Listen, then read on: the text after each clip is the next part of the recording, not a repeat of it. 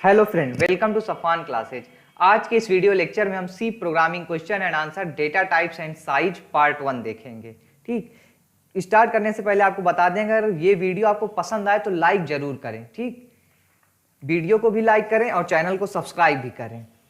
तो पहला क्वेश्चन देखते हैं, what will be the output of the following C code. आपके सामने कोड दिया हुआ है और आपसे इसका आउटपुट पूछ रहा है। ठीक, कोड है int a5। तो ये जो कोड है ये एरे है। पहली लाइन जो int a5 डिक्लेयर की गई है ये एक एरे है। ठीक, फिर int i वेरिएबल डिक्लेयर है। फॉर लूप के अंदर i इक्वल 0 है, i is less than 5, i plus plus.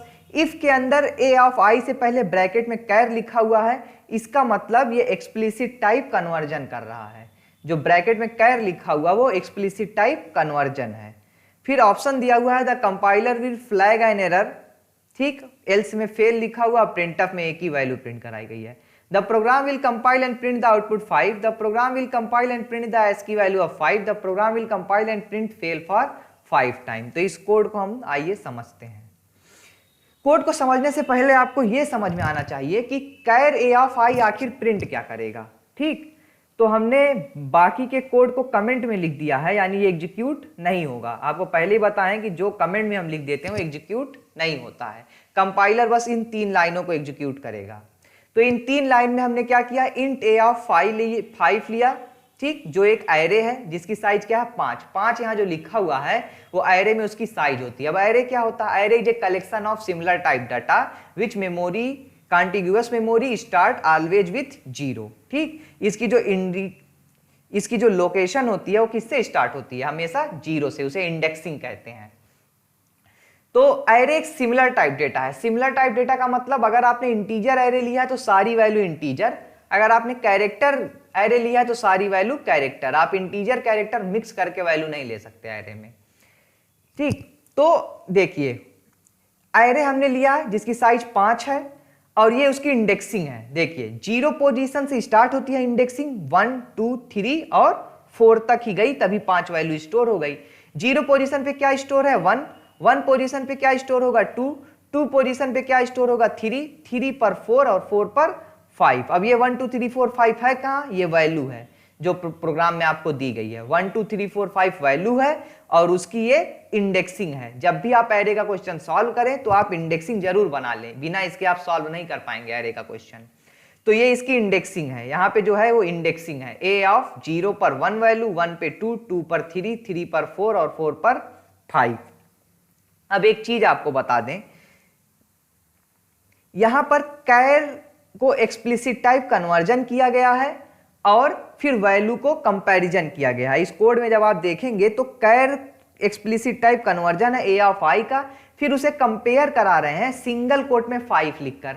अब 5 तो वैल्यू है एक इंटीजर, लेकिन सिंगल कोट में लिखने से वो इंटीजर नहीं रह गई है, वो बन गई है कैरेक्टर।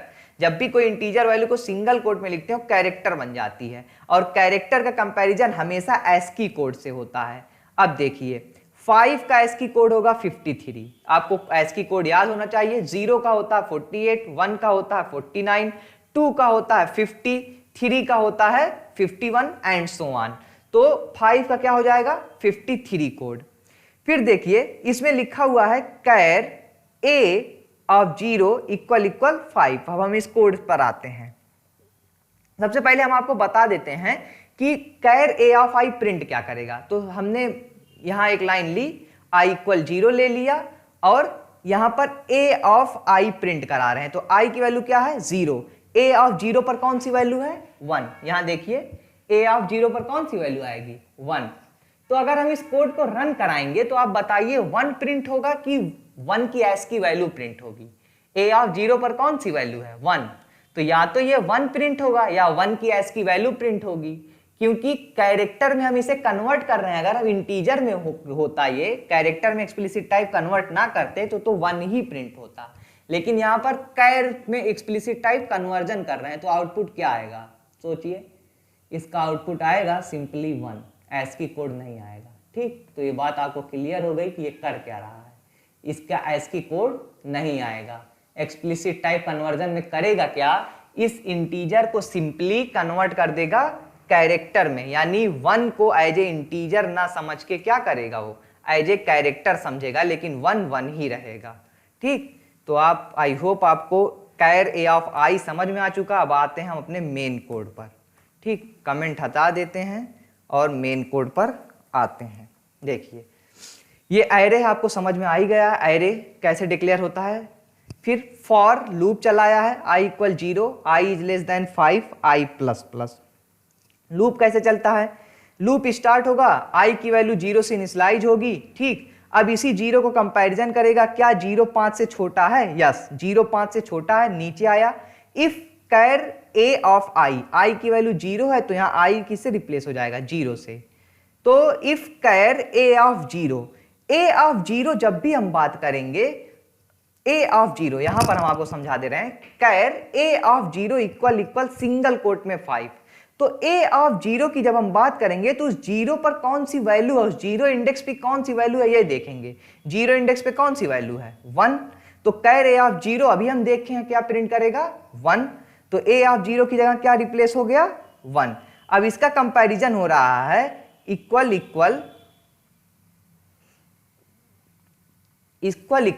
सिंगल कोट में 5।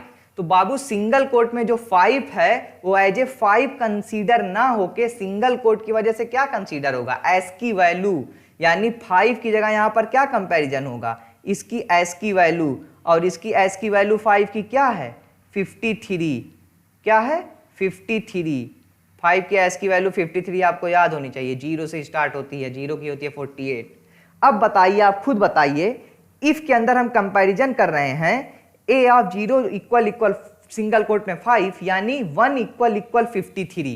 1 इक्वल इस लाइन का क्या मतलब हुआ, इस लाइन का मतलब हुआ 1 इक्वल 53। तो बताइए क्या 1 53 के बराबर है, नहीं बराबर है, कंडीशन फॉल्स हो गई। जब भी कंडीशन फॉल्स होगी तो इफ के साथ वाला एल्स चलेगा, और एल्स में क्या प्रिंट हो जाएगा, फेल।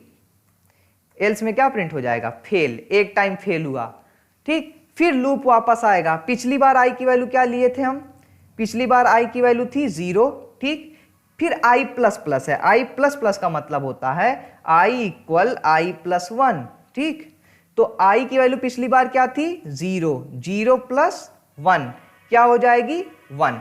तो i की वैल्यू इस बार क्या हो जाएगी, 1।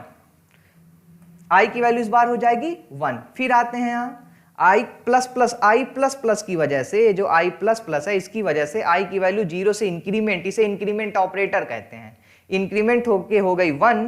अब 1 इज लेस देन 5, क्या 1 5 से छोटा है, कंडीशन देखिए, 1 5 से छोटा है, यस 1 इज लेस देन 5, 1 5 से छोटा है। फिर हम नीचे आए, कंडीशन जब ट्रू होगी तभी आप लूप के अंदर जा सकते हैं, वरना जाएंगे ही नहीं। ठीक, 1 इज लेस देन 5। अब इफ के अंदर कैर a ऑफ 0, पहली बार a ऑफ 0 था, इस बार क्या हो जाएगा, इस बार हो जाएगा a ऑफ 1। तो a ऑफ 1 इक्वल 5। तो बाबू आके देखिए यहाँ a ऑफ 1 पे कौन सी वैल्यू है, a ऑफ 1 पे वैल्यू है 2, a ऑफ 1 पे कौन सी वैल्यू है 2, और 2 इक्वल 53, क्या 2 53 के बराबर है, कंडीशन फॉल्स। अब क्या चेक किया, 2 53 के बराबर है, कंडीशन फॉल्स। जैसे ही कंडीशन फॉल्स होगी इफ वाली लाइन एग्जीक्यूट नहीं होगी, ये लाइन एग्जीक्यूट नहीं होगी, चला आएगा एल्स पर, और एल्स पे क्या प्रिंट करेगा, फेल। फिर लूप अभी बंद नहीं हुआ, जब तक लूप टर्मिनेट नहीं होगा तब तक ये चलता जाएगा। फिर ऊपर जाएगा और i प्लस प्लस पाएगा। ठीक, i प्लस प्लस में क्या मिलेगा उसे, i की वैल्यू 1 से इंक्रीमेंट हो जाएगी, और i की वैल्यू पिछली बार 1 थी, इस बार क्या हो जाएगी 2। फिर यहां आएगा और कंपैरिजन करेगा, 2 इज लेस देन 5, 2 5 से छोटा है, कंडीशन ट्रू हो गई, यस 2 5 से छोटा। फिर नीचे आया a of 2 equal single quote में 5। तो a ऑफ 2 यहां पर आके देखिए, a ऑफ 2 पे कौन सी वैल्यू है, 3, a ऑफ 2 पे कौन सी वैल्यू है, 3। तो 3 क्या बराबर है 53 के, 3 53 के बराबर है नहीं। 3 इक्वल 53, 3 इक्वल 53, नो, 3 53 के बराबर नहीं है। फिर कंडीशन फॉल्स हो गई, अगर कंडीशन ट्रू होगी तभी a ऑफ i प्रिंट होगा, कंडीशन फॉल्स हो गई तो फिर क्या प्रिंट होगा, एल्स प्रिंट होगा, और क्या प्रिंट करेगा, फेल। फिर लूप ऊपर आएगा और i की वैल्यू क्या हो जाएगी 3, आई की वैल्यू इस बार इंक्रीमेंट आई प्लस प्लस की वजह से क्या हो जाएगी 3, और 3 जब होगी तो यहां पर 2 लेस देन ना होके क्या हो जाएगी 3 इज लेस देन 5। यस, 3 5 से छोटा है, 3 5 से छोटा है, कंडीशन ट्रू होते ही इफ वाले ब्लॉक पे आ गए, और यहां पर a ऑफ 2 की जगह क्या मिल गया हमें a ऑफ 3। तो फिर आके देखिए a ऑफ 3 पे कौन सी वैल्यू है 4, a ऑफ 3 पे कौन सी वैल्यू है 4।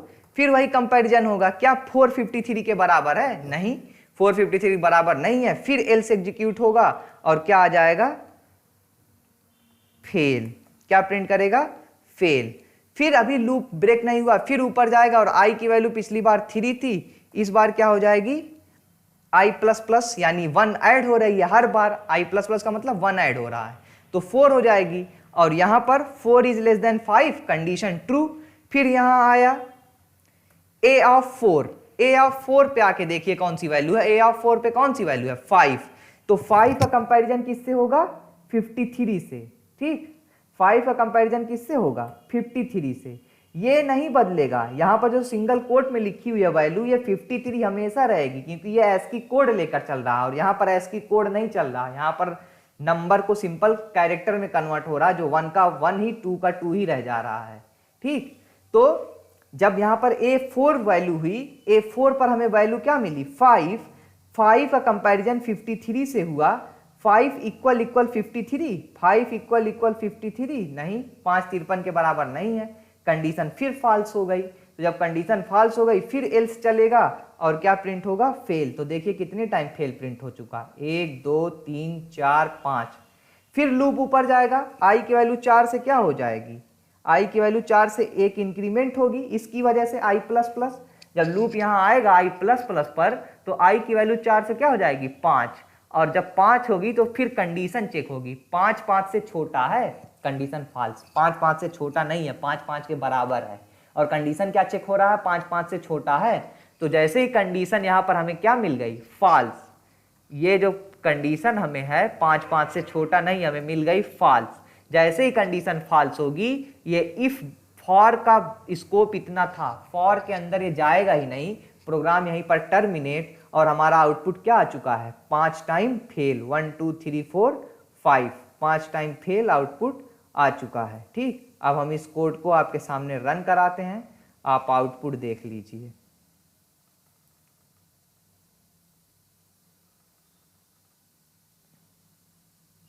F11 प्रेस किए, यहां पर कोड ये है, इंट i है, और यहां पर क्या रहेगा i, और यहां पर क्या रहेगा i, ठीक। कोड देख लीजिए यही है, a ऑफ 5 इंट i है, और यहां पर i, और i is less than 5, i is less than 5, a of i। देखिए कितने टाइम फेल है 1 2 3 4 5, 5 टाइम फेल आपके सामने आ गया। आई होप आपको ये एग्जाम्पल समझ में आया होगा।